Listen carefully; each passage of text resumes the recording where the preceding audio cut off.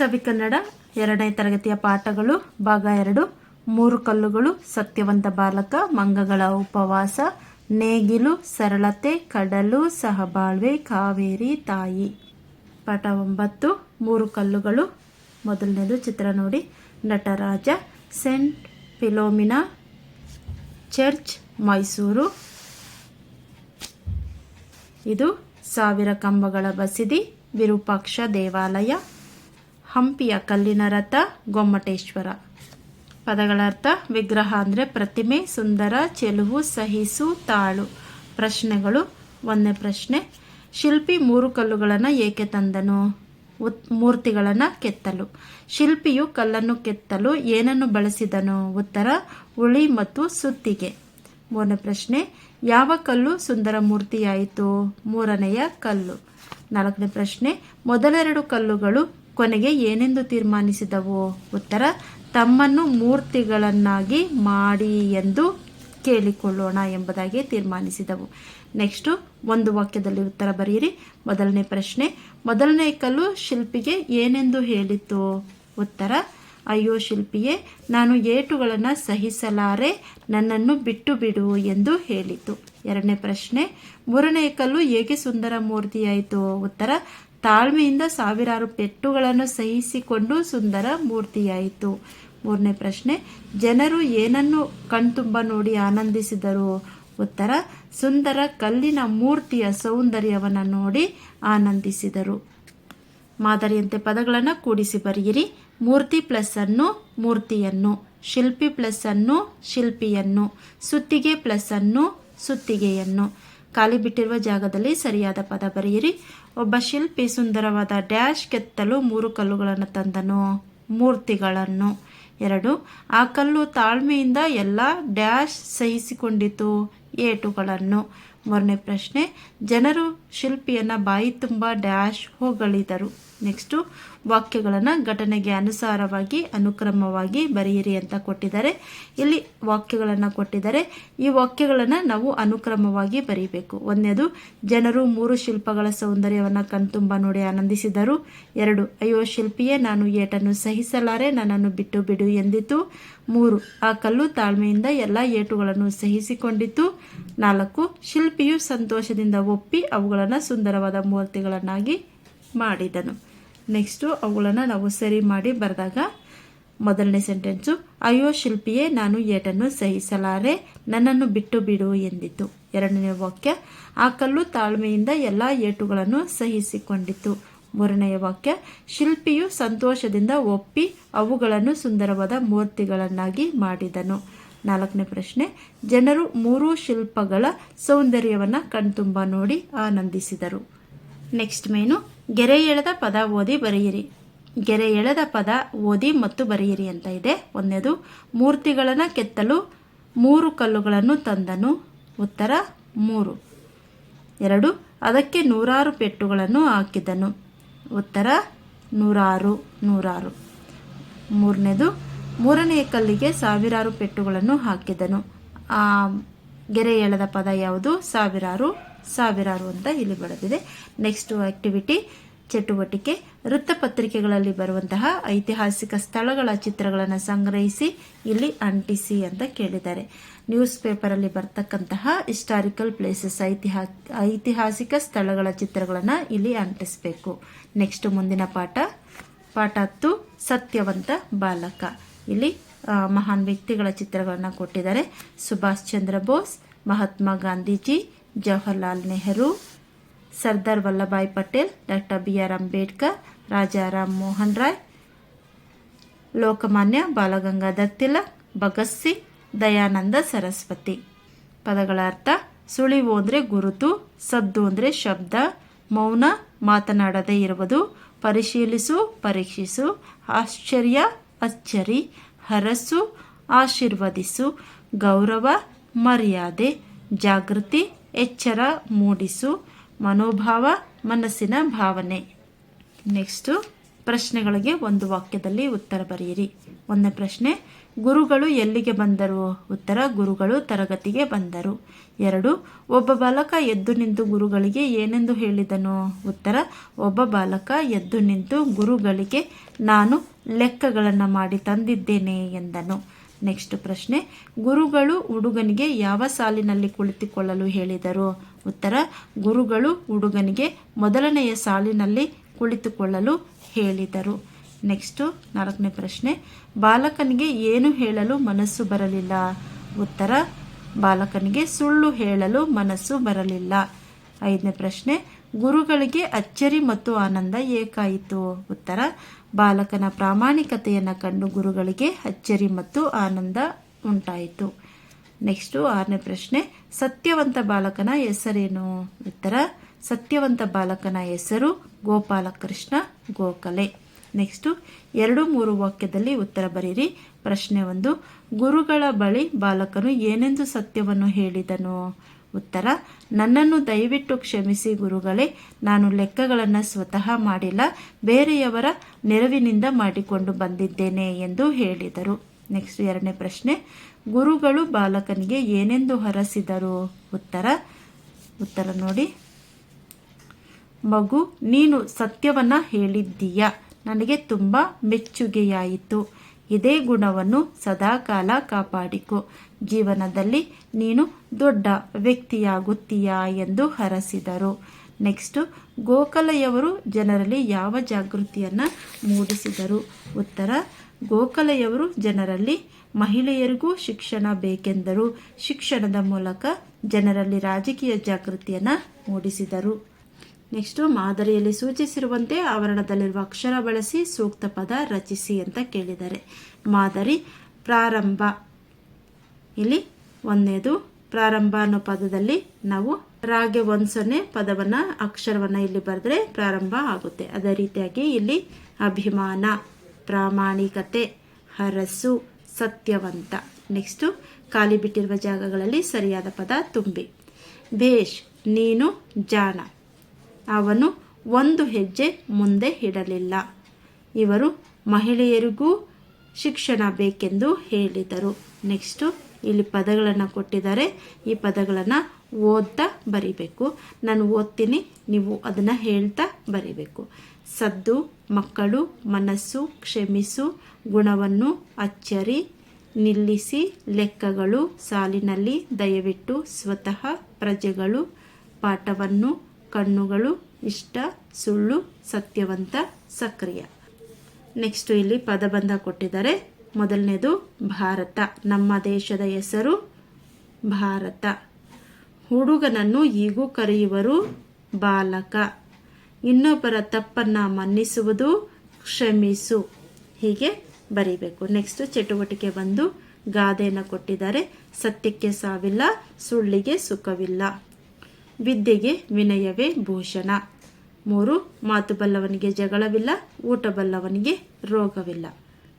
ಮುಂದಿನ ಪಾಠ 11, ಮಂಗಗಳ ಉಪವಾಸ. ಪದಗಳ ಅರ್ಥ: ಪಕ್ಕ ಅಂದರೆ ಬದಿ, ಮಗ್ಗಲು ಅಥವಾ ಹತ್ತಿರ. ಉಪವಾಸ, ಏನನ್ನೂ ತಿನ್ನದೇ ಇರುವುದು. ಕಪಿ, ಕೋತಿ. ಆಸೆ, ಬಯಕೆ. ಜಗಿ, ಅಗಿಯುವುದು. ಸುಳಿ, ಸಿಪ್ಪೆ ಬಿಡಿಸುವುದು. ನುಂಗು, ಸೇವಿಸುವುದು, ಬಾಯಿಯಿಂದ ಗಂಟಲೊಳಗೆ ಇಳಿಸುವುದು. ನೆಕ್ಸ್ಟು 1 ವಾಕ್ಯದ ಪ್ರಶ್ನೆಗಳು. ಪ್ರಶ್ನೆ 1, ಮಂಗಗಳು ಎಲ್ಲಿ ವಾಸಿಸುತ್ತಿದ್ದವು? ಉತ್ತರ: ಮಂಗಗಳು ಬಾಳೆಯ ತೋಟದ ಪಕ್ಕದ ಕಾಡಿನಲ್ಲಿ ವಾಸಿಸುತ್ತಿದ್ದವು. 2, ಮಂಗಗಳು ಯಾವ ತೋಟಕ್ಕೆ ಹಾರಿದವು? ಮಂಗಗಳು ಬಾಳೆಯ ತೋಟಕ್ಕೆ ಹಾರಿದವು. 3, ಮಂಗಗಳು ಸುಳಿದ ಬಾಳೆಹಣ್ಣನ್ನು ಎಲ್ಲಿ ಇಟ್ಟುಕೊಂಡವು? ಉತ್ತರ: ಮಂಗಗಳು ಸುಳಿದ ಬಾಳೆಯ ಹಣ್ಣನ್ನು ಕೈಯಲ್ಲಿ ಇಟ್ಟುಕೊಂಡವು. 4, ಮರಿಕಪಿ ಏನು ಹೇಳಿತು? ಉತ್ತರ: ಮರಿಕಪಿ ಸುಳಿದೇ ಇಡುವ ಆಗದೆ ಎಂದಿತು. ನೆಕ್ಸ್ಟು, ಮಂಗಗಳು ಉಪವಾಸವನ್ನು ಹೇಗೆ ಮುಗಿಸಿದವು? ಉತ್ತರ: ಮಂಗಗಳು ಬಾಳೆಹಣ್ಣನ್ನು ಜಗಿದು ನುಂಗಿ ಉಪವಾಸವನ್ನು ಮುಗಿಸಿದವು. ನೆಕ್ಸ್ಟು, ಬಿಟ್ಟ ಸ್ಥಳ. 1ನೇ ಪ್ರಶ್ನೆ, ಮಂಗಗಳೆಲ್ಲವೂ ಒಟ್ಟಿಗೆ ಸೇರುತ್ತಾ ಡ್ಯಾಶ್ ಮಾಡಿದವು ಒಂದು ಉಪವಾಸವ. 2, ಏನೂ ತಿನ್ನದೆ ಡ್ಯಾಶ್ ನೋಡುತ್ತಾ ಇದ್ದವು ಮರದಲ್ಲಿ ಮಟ. 3, ಕೈಯೆಲ್ಲ ಎತ್ತಕ್ಕೆ ಡ್ಯಾಶ್ ಆಗದೆ ಎಂದಿತು ಇನ್ನೊಂದು ಬಾಯೊಳಗಿಟ್ಟರೆ. ನೆಕ್ಸ್ಟು, ಹೊಂದಿಸಿ ಬರೆಯಿರಿ. ಒಂದುಪವಾಸವ ಮಾಡಿದವು, ನಾಳೆಗೆ ತಿಂಡಿಯ ಹೀಗಲೇ ಹುಡುಕುವ, ಆಸೆಯು ಹೆಚ್ಚಿತು ನೀರೂರಿ, ಹೌದೌದೆನ್ನುತ್ತ ಹಣ್ಣನ್ನು ಸುಳಿದವು. ನೆಕ್ಸ್ಟು ಪದಗಳನ್ನು ಉಚ್ಚಾರ ಮಾಡಿ ಹೇಳಿ ಅಂತ ಇದ್ದಾರೆ. ಮಟ ಮಟ, ಹೌದು, ಜಗಿದು ಜಗಿದು. ನೆಕ್ಸ್ಟು ಪಾಠ 12 ನೇಗಿಲು ಗದ್ಯ.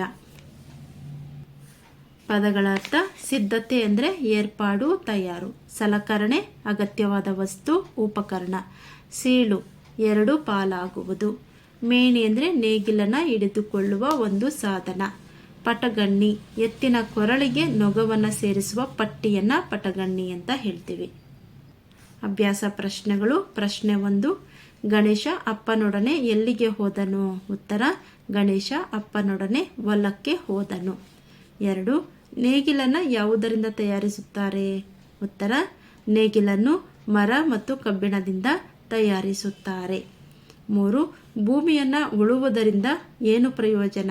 ಉತ್ತರ: ನೇಗಿಲು ಭೂಮಿಯನ್ನು ಸೀಳಿ ನೆಲದ ಆಳಕ್ಕೆ ಗಾಳಿ, ಬೆಳಕು, ನೀರು ಸರಾಗವಾಗಿ ಹರಿದು ಧಾನ್ಯಗಳು ಚೆನ್ನಾಗಿ ಬೆಳೆಯುತ್ತವೆ. ನೆಕ್ಸ್ಟು ಅಕ್ಷರವನ್ನು, ಸೂಕ್ತವಾದಂತಹ ಅಕ್ಷರವನ್ನು ಆರಿಸಿ ಬಿಟ್ಟ ಸ್ಥಳಗಳಲ್ಲಿ ಬರೆಯಿರಿ. 1ನೇದು ಬೇಸಾಯ ಉದಾಹರಣೆ ಕೊಟ್ಟಿದ್ದಾರೆ, ಸ ಅಕ್ಷರ ಇಲ್ಲಿ ತಗೊಂಡಿದ್ದಾರೆ. ಅದೇ ರೀತಿಯಾಗಿ ಪ್ರಾರಂಭಿಸು, ಉಳುಮೆ, ಸಿದ್ಧತೆ, ರಾಷ್ಟ್ರಕವಿ. ನೆಕ್ಸ್ಟು ಕೊಟ್ಟಿರುವ ಪದಗಳನ್ನು ಅರ್ಥಪೂರ್ಣವಾಗಿ ಜೋಡಿಸಿ ಬರೆಯಿರಿ. 1ನೇ ಪ್ರಶ್ನೆ: ಬೇಸಾಯಗಾರ ಉತ್ತಮ ರಾಮಣ್ಣ. ರಾಮಣ್ಣ ಉತ್ತಮ ಬೇಸಾಯಗಾರ. ಉಳಲು ಹೊಲ ಜೋಡಿಸಿದನು ಸಲಕರಣೆಗಳನ್ನು. ಹೊಲ ಉಳಲು ಸಲಕರಣೆಗಳನ್ನು ಜೋಡಿಸಿದನು. 3, ಮಣ್ಣನ್ನು ನೇಗಿಲು ಹೊಲಗದ್ದೆಗಳು ಸೀಳುತ್ತದೆ. ನೇಗಿಲು ಹೊಲಗದ್ದೆಗಳ ಮಣ್ಣನ್ನು ಸೀಳುತ್ತದೆ. ನೆಕ್ಸ್ಟು ಸ್ವಂತ ವಾಕ್ಯ: ಬೇಸಾಯ, ರೈತನು ಬೇಸಾಯ ಮಾಡಿ ದೇಶಕ್ಕೆ ಅನ್ನ ನೀಡುತ್ತಾನೆ. ಕುತೂಹಲ, ನಾನು ನೇಗಿಲನ ಕುತೂಹಲದಿಂದ ನೋಡಿದೆ. ಸಂತೋಷ, ನನಗೆ ರೈತನನ್ನು ನೋಡಿ ಸಂತೋಷವಾಯಿತು. ನೆಕ್ಸ್ಟು ಪದಗಳನ್ನು ಹೊಂದಿಸಿ ಬರೆಯಿರಿ ಅಂತ ಕೊಟ್ಟಿದ್ದಾರೆ. ಪಿಕಾಶಿ, ಇದು ಕುಂಟೆ, ನೊಗ, ಕುಡುಗೋಲು. 2, 3 ವಾಕ್ಯ. 1ನೇ ಪ್ರಶ್ನೆ: ನೇಗಿಲು ಏಕೆ ಬೇಕು? ನೇಗಿಲು ಹೊಲ ಗದ್ದೆಗಳನ್ನು ಉಳಲು ಬೇಕೇ ಬೇಕು. 2, ಹೊಲ ಉಳಲು ಬಳಸುವ ಸಾಧನಗಳು ಯಾವ್ಯಾವು? ಉತ್ತರ: ನೇಗಿಲು, ನೊಗ, ಪಟಗಣ್ಣಿ, ಹಗ್ಗ ಮೊದಲಾದ ಸಾಧನಗಳನ್ನು ಹೊಲ ಉಳಲು ಬಳಸುತ್ತಾರೆ. ನೆಕ್ಸ್ಟು ಇವುಗಳ ಬಗ್ಗೆ ನಿಮಗೆ ಗೊತ್ತಿರುವುದನ್ನು ಹೇಳಿ ಅಂತ ಕೇಳಿದ್ದಾರೆ. ರೇಡಿಯೋ, ಪೆನ್ನು, ಶಾಲೆ. ನೆಕ್ಸ್ಟು ವಿಜಯನಗರ ಪದದಲ್ಲಿರುವಂತಹ ಅಕ್ಷರಗಳಿಂದ ಆಗುವ ಹೊಸ ಪದಗಳನ್ನು ಬರೆಯಿರಿ ಅಂತ ಕೇಳಿದ್ದಾರೆ. ಮಾದರಿ, ಜಯ ಅಂತ ಕೊಟ್ಟಿದ್ದಾರೆ. ನಾನಿಲ್ಲಿ ಆಯ್ಕೆ ಮಾಡಿಕೊಂಡಿರೋ ಪದಗಳು ಅಂದರೆ ಇಲ್ಲಿಂದ ವಿಜಯನಗರ ಪದದಿಂದ ಆಯ್ದಂತಹ ಪದಗಳು ಯಾವ್ಯಾವು ಅಂದರೆ ವಿಜಯ, ಜಯ, ಜನ, ನಗರ, ನಗ, ವಿನಯ. ಪಾಠ 13 ಸರಳತೆ ಗದ್ಯ.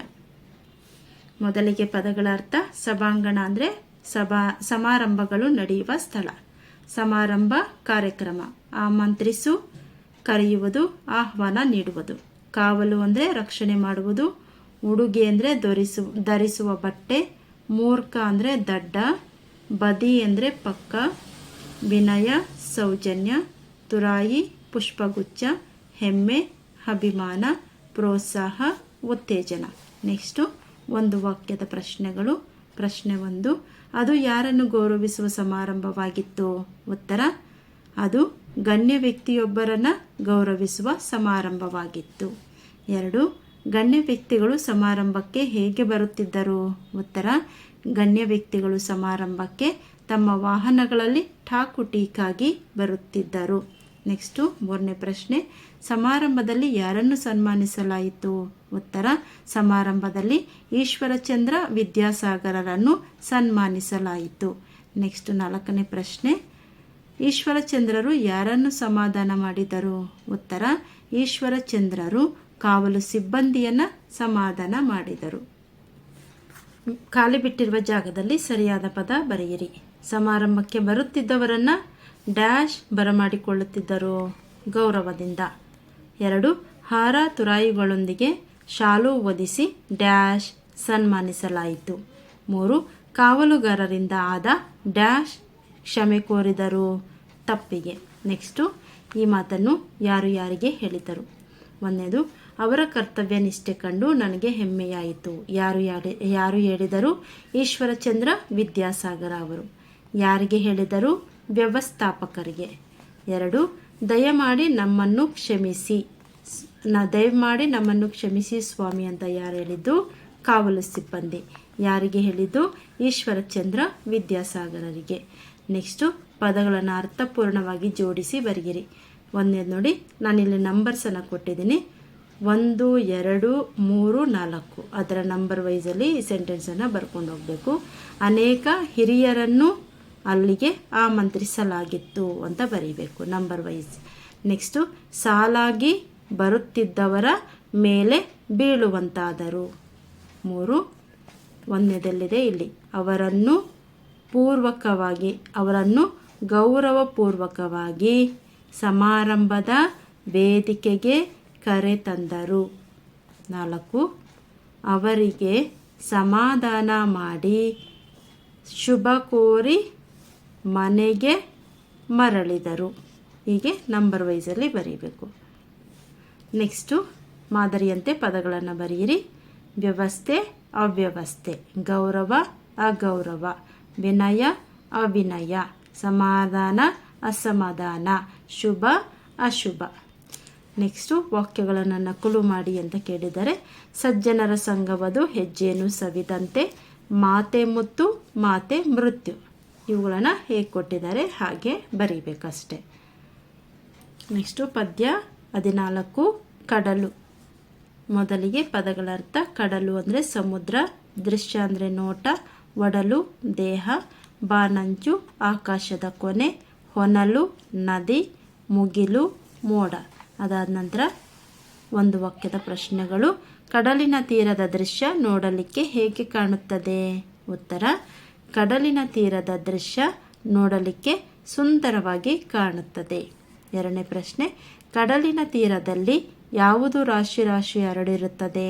ಉತ್ತರ, ಕಡಲಿನ ತೀರದಲ್ಲಿ ಮರಳಿನ ರಾಶಿ ಹರಡಿರುತ್ತದೆ. ನೆಕ್ಸ್ಟು, ಕಡಲಿನಾಳದಲ್ಲಿ ಯಾವ ಗಣಿ ಇದೆ?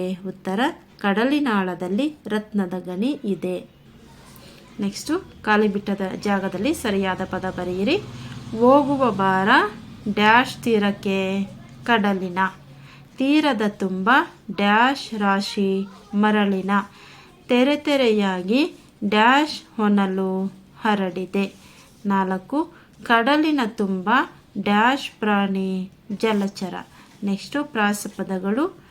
ತೀರಕ್ಕೆ ನೋಡಲಿಕ್ಕೆ, ಒಡಲು ಮುಗಿಲು, ಹೊನಲು ಒಡಲು, ಪ್ರಾಣಿ ಋಣಿ. ಇಲ್ಲಿ ಲಾಸ್ಟ್ ಅಕ್ಷರ ಏನಿದೆ ಅಲ್ವಾ, ಈ ಪದದಲ್ಲೂ ಕೂಡ ಲಾಸ್ಟ್ ಅಕ್ಷರ ಸೇಮ್ ಬರುತ್ತೆ ನೋಡಿ. ತೀರಕ್ಕೆ ನೋಡಲಿಕ್ಕೆ, ಒಡಲು ಮುಗಿಲು, ಹೊನಲು ಒಡಲು, ಪ್ರಾಣಿ ಋಣಿ. ಹೀಗೆ ಸೇಮ್ ಅಕ್ಷರ ವ್ಯಂಜನಾಕ್ಷರ ಕಡೆಯಲ್ಲಿ ಬರುತ್ತೆ. ನೆಕ್ಸ್ಟ್ ಪಾಠ 15, ಸಹಬಾಳ್ವೆ. ಮೊದಲಿಗೆ ಪದಗಳ ಅರ್ಥ.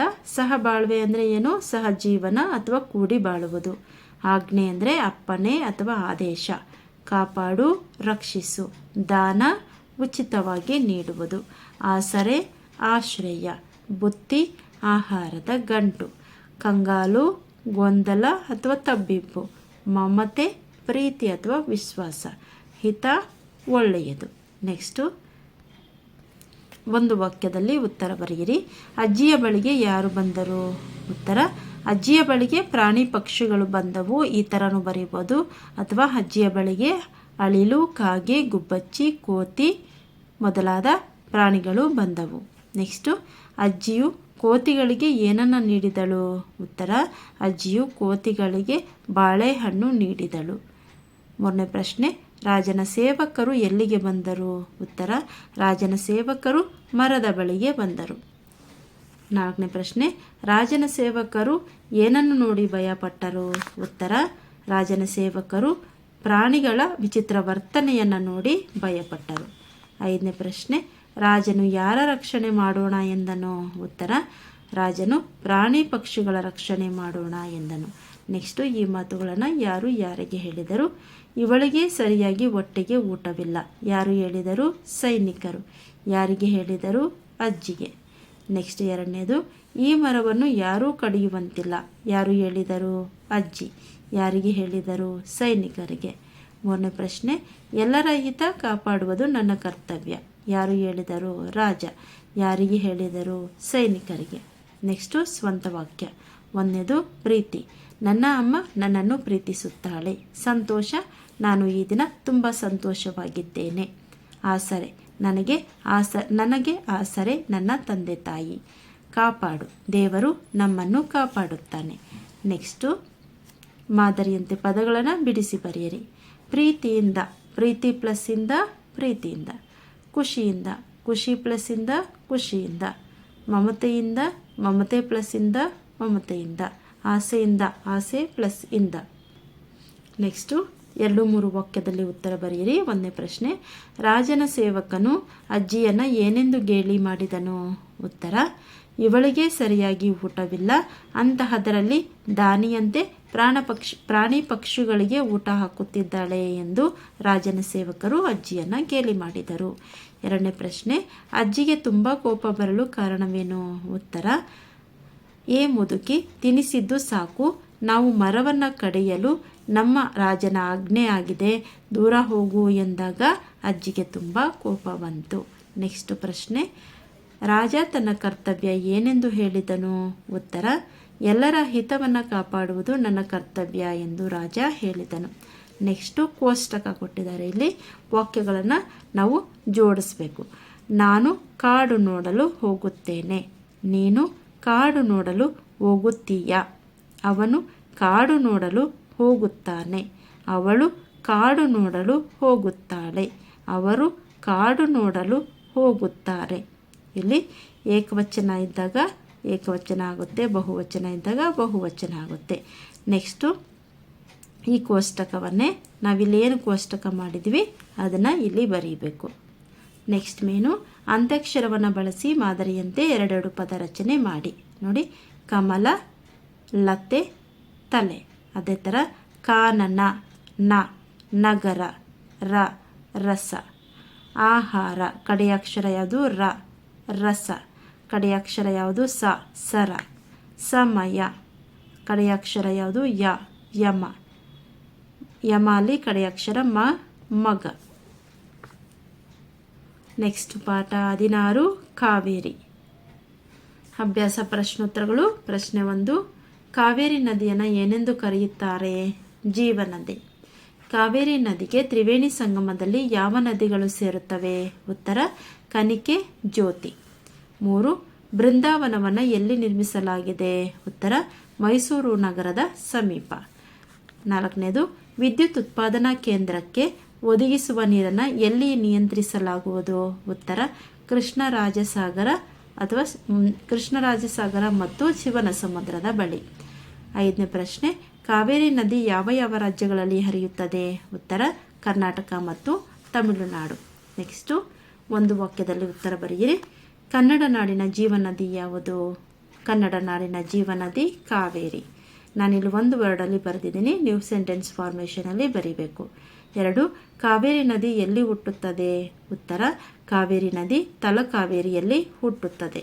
3ನೇ ಪ್ರಶ್ನೆ, ಕಾವೇರಿ ನದಿಯ ದೊಡ್ಡ ಅಣೆಕಟ್ಟಿನ ಹೆಸರೇನು? ಉತ್ತರ, ಕಾವೇರಿ ನದಿಯ ದೊಡ್ಡ ಅಣೆಕಟ್ಟಿನ ಹೆಸರು ಕೃಷ್ಣರಾಜಸಾಗರ. 4, ಏಷ್ಯಾ ಖಂಡದ ಪ್ರಥಮ ವಿದ್ಯುತ್ ಉತ್ಪಾದನಾ ಕೇಂದ್ರ ಯಾವುದು? ಉತ್ತರ, ಏಷ್ಯಾ ಖಂಡದ ಪ್ರಥಮ ವಿದ್ಯುತ್ ಉತ್ಪಾದನಾ ಕೇಂದ್ರ ಶಿವನಸಮುದ್ರ. 5, ಕಾವೇರಿ ನದಿ ಹರಿದು ಕೊನೆಗೆ ಎಲ್ಲಿಗೆ ಸೇರುತ್ತದೆ? ಉತ್ತರ, ಕಾವೇರಿ ನದಿ ಹರಿದು ಕೊನೆಗೆ ಬಂಗಾಳ ಕೊಲ್ಲಿಗೆ ಸೇರುತ್ತದೆ. ನೆಕ್ಸ್ಟು ಸ್ವಂತ ವಾಕ್ಯ ರಚನೆ ಮಾಡಿ. 1ನೇದು ಅನುಕೂಲ. ನಮ್ಮ ಮನೆಗೆ ಶಾಲೆ ಹತ್ತಿರ ಇರುವುದು ಅನುಕೂಲವಾಗಿದೆ. 2ನೇದು ಪ್ರಸಿದ್ಧಿ. ಕರ್ನಾಟಕದ ಪ್ರಸಿದ್ಧ ನದಿ ಕಾವೇರಿ. 3, ಸುಂದರ. ನಾನು ಸುಂದರ ಚಿತ್ರ ಬಿಡಿಸಿದೆ. 4, ರಮಣೀಯ. ಜೋಗ್-ಫಾಲ್ಸ್ ರಮಣೀಯ ಸ್ಥಳ. 5, ಉಪಕಾರ. ನಾನು ಬಡವರಿಗೆ ಉಪಕಾರ ಮಾಡಿದೆ. ನೆಕ್ಸ್ಟ್ ಹೊಂದಿಸಿ ಬರೀರಿ. ಶ್ರೀರಂಗಪಟ್ಟಣ ಪ್ರೇಕ್ಷಣೀಯ ಸ್ಥಳ, ಕೃಷ್ಣರಾಜಸಾಗರ ಅಣೆಕಟ್ಟು, ಬರಚುಕ್ಕಿ ಜಲಪಾತ, ಶಿವನಸಮುದ್ರ ವಿದ್ಯುತ್ ಉತ್ಪಾದನಾ ಕೇಂದ್ರ. ನೆಕ್ಸ್ಟು 2-3 ವಾಕ್ಯಗಳಲ್ಲಿ ಉತ್ತರ ಬರೆಯಿರಿ. ಪ್ರಶ್ನೆ 1, ಕಾವೇರಿ ನದಿ ರೈತರಿಗೆ ಹೇಗೆ ಅನುಕೂಲವಾಗಿದೆ? ಉತ್ತರ, ಕಾವೇರಿ ನದಿ ಬೇಸಾಯ ಮಾಡಲು, ಪಶುಪಾಲನೆಗೆ, ಮೀನು ಸಾಕಾಣಿಕೆಗೆ ಅನುಕೂಲವಾಗಿದೆ. ನೆಕ್ಸ್ಟು 2ನೇ ಪ್ರಶ್ನೆ, KRS ಅನ್ನು ನೋಡಲು ದೂರದ ಊರುಗಳಿಂದ ಜನರು ಏಕೆ ಬರುತ್ತಾರೆ? ಉತ್ತರ, KRS ಅನ್ನು ನೋಡಲು ದೂರದ ಊರುಗಳಿಂದ ಬರುತ್ತಾರೆ. ಯಾಕೆಂದರೆ ಅಲ್ಲಿ ಬೃಂದಾವನ, ಸಂಗೀತ ಕಾರಂಜಿ, ದೀಪಾಲಂಕಾರವನ್ನು ನೋಡಲು ದೂರದ ಊರುಗಳಿಂದ ಜನರು ಬರುತ್ತಾರೆ. ನೆಕ್ಸ್ಟ್ 3ನೇ ಪ್ರಶ್ನೆ, ಕಾವೇರಿ ನದಿಯ ಪ್ರಮುಖ ಜಲಪಾತಗಳು ಯಾವ್ಯಾವು? ಉತ್ತರ, ಚುಂಚನಕಟ್ಟೆ, ಗಗನಚುಕ್ಕಿ, ಭರಚುಕ್ಕಿ, ಹೊಗೇನಕಲ್ ಮೊದಲಾದವು ಅಥವಾ ಜಲಪಾತಗಳು. ನೆಕ್ಸ್ಟು ಪಾಠ 17, ತಾಯಿ ಪದ್ಯ. ಪಾಠಪೂರ್ವ ಚಟುವಟಿಕೆ, ಚಿತ್ರಗಳನ್ನು ಕೊಟ್ಟಿದ್ದಾರೆ, ಗುರುತಿಸಿ ಬರೆಯಿರಿ ಅಂತ ಕೇಳಿದ್ದಾರೆ. ಅಜ್ಜಿ, ಅಜ್ಜ, ತಾಯಿ, ತಂದೆ, ಅಕ್ಕ, ಅಣ್ಣ. ಪದಗಳ ಅರ್ಥ: ಕಣಲುವಳು, ಸಂಕಟ ಪಡುವಳು, ಜಡಿ, ಇಡೀ, ಪೂರ್ಣ, ಒಗೆವಳು, ತಿಳುವಳಿಕೆ, ಪೊರೆವಳು, ಕಾಪಾಡುವಳು. ಒಂದು ವಾಕ್ಯದ ಪ್ರಶ್ನೆಗಳು. ತಾಯಿ ಮಗುವ ಪಡೆದು ಏನನ್ನು ಮರೆತಳು? ತಾಯಿ ಮಗುವ ಪಡೆದು ಜಗವ ಮರೆತಳು. 2, ತಾಯಿ ಮಗುವನ್ನು ಹೇಗೆ ಪೊರೆವಳು? ಉತ್ತರ, ತಾಯಿ ಮಗುವನ್ನು ಪಡೆದು ತನ್ನ 100 ಕಷ್ಟ ಸಹಿಸಿ ಮಗುವ ಪೊರೆವಳು. ತಾಯಿ ಮಗುವಿಗೆ ಏನು ಕೊಡುವಳು? ಉತ್ತರ, ತಾಯಿ ಮಗುವಿಗೆ ತಿಂಡಿ ಕೊಡುವಳು. ಸ್ವಂತ ವಾಕ್ಯ. ಜಗ, ತಾಯಿ ಮಗುವನ್ನು ಪಡೆದು ಜಗವ ಮರೆತಳು. 2, ಕೆಲಸ, ತಾಯಿ ತನ್ನ ಮಗುವ ನೋಡಿ ಕೆಲಸ ಮರೆತಳು. 3, ತಿಂಡಿ, ನನಗೆ ನನ್ನ ತಾಯಿ ತಿಂಡಿ ಕೊಟ್ಟಳು. ನೆಕ್ಸ್ಟ್ ಚಟುವಟಿಕೆ, ಪದ ನೋಡಿ ಸಮಾನಾರ್ಥಕ ಪದಗಳನ್ನು ಬರೆಯಿರಿ ಅಂತ ಕೇಳಿದ್ದಾರೆ. ತಾಯಿಗೆ ಅಮ್ಮ, ಜನನಿ. ಪ್ರಜೆಗೆ ಸಮಾನಾರ್ಥಕ ಪದ ಜನ. ನೆಕ್ಸ್ಟು ಆರಂಭ ಅಕ್ಷರದಿಂದ ಪದ ಬರೆಯಿರಿ ಅಂತ ಕೇಳಿದರೆ. ತೊರೆದಿಲ್ಲ, ಪಡೆದಿಲ್ಲ, ಮರವ ಹತ್ತುವ. ನೆಕ್ಸ್ಟು ಅಂತ್ಯಾಕ್ಷರಗಳನ್ನು ಸೇರಿಸಿ ಬರೆಯಿರಿ ಅಂತ ಕೇಳಿದರೆ. ಕಣ್ಣು, ಕತೆ, ಕಲಿ, ಕಲೆ, ಕರ. ಸರ, ಸಮ, ಸದನ, ಸಂಘ, ಸಣ್ಣ. ನೆಕ್ಸ್ಟು ಈ ಒಂದು ಅಕ್ಷರವನ್ನು ನೋಡ್ತಾ 2ನೇ ಕಂಬದ ಅಕ್ಷರಗಳಿಗೆ ಜೋಡಿಸಿ ಬರೀಬೇಕು. ನೋಡು, ಕಾಡು, ಮಾಡು, ಬೇಡು, ನೀಡು, ಗೂಡು, ಸೇರು, ಸೇಡು. ನೆಕ್ಸ್ಟು ಮೂಡು. ಅದನ್ನೇ ಇಲ್ಲಿ ಬರೆದಿದ್ದೀವಿ. ಇಲ್ಲಿಂದ ಈ ಅಕ್ಷರದಿಂದ ಈ ಅಕ್ಷರಕ್ಕೆ ಈ ಅಕ್ಷರಕ್ಕೆ ಈ ಅಕ್ಷರ ಸೇರಿಸಿ ಇಲ್ಲಿ ಬರೆದಿದ್ದೀವಿ ಕಾಡು. ಅದೇ ಥರ ಈ ಎಲ್ಲ ಅಕ್ಷರಗಳಿಗೆ ಈ ಅಕ್ಷರವನ್ನು ಸೇರಿಸಿ ಪದಗಳನ್ನು ಬರೆದಿದೆ. ನೋಡಿದ್ವಲ್ಲ, 2ನೇ ತರಗತಿ ಸವಿಕನ್ನಡ ಪಠ್ಯಪುಸ್ತಕದ ಭಾಗ 2ರ ಎಲ್ಲ ಪಾಠ ಪದ್ಯಗಳ ಪ್ರಶ್ನೋತ್ತರಗಳು ಹಾಗೆ ಭಾಷಾ ಚಟುವಟಿಕೆಗಳು ಎಲ್ಲವನ್ನು ಕೂಡ ತಿಳಿದುಕೊಂಡಿದ್ದೇವೆ.